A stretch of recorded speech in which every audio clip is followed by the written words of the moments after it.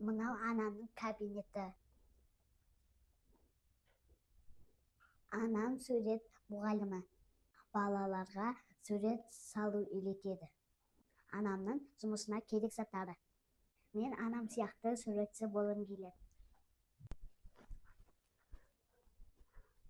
Сәлем сіздерге, мені атым Айым. Анамның жұмыс орнына келдім.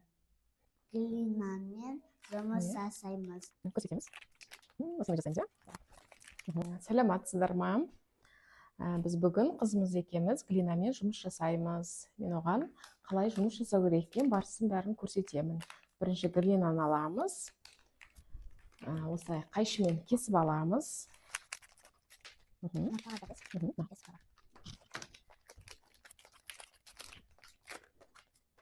Осындай глина кез келген форма жасауға болады. Қазір екеуміз бірге тарелка жасаймыз. Енді осыны осы оқтаудың көмегімен жаямыз. Қалай жаямыз? Бірдей қалыңдықта болу қажет, иә? Тағы жаямыз.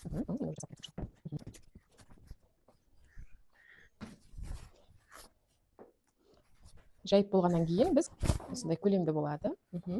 Бізде әртүрлі нұсқаулары бар. Жасаған жұмыстары. Мындай очки салатын жасауға болады, иә? Мындай әдемі тарелкалар жасауға болады. Көрсетемін. Кез келген түсте бояуға болады. Аламыз әдемі қылып. Кез келген фигурада. Енді мынаны кесіп отырасың.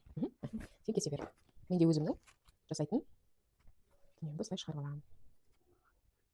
Осылай кесіп аламыз бірінші. Боятырамыз. Сосын судың көмегімен, бізге су қажет болады осылай. Таза сумен біз осылай кез келген пішінде майыстырып жасаймыз. Дұрыс. Енді шетті қалыңдату үшін былай үстінен басасын. Сумен жабыстырамыз, иә? Енді осылай жасаймыз. Бәрін осылай кесіп сумен жабыстырамыз.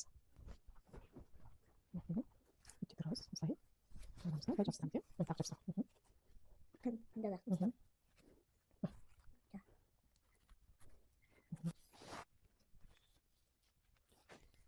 Так, анда кесіп шығалаған намен бояу. Қолды бояп шық, нақты түспен. Сосын бізге жасыл түс қажет. Жапырақтарына.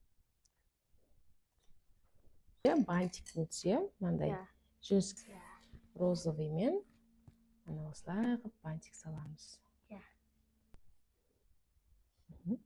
Так, енді осылай жасаймыз, көрсетейін. Мынандаймен осылай жасаймыз, көрсетейін.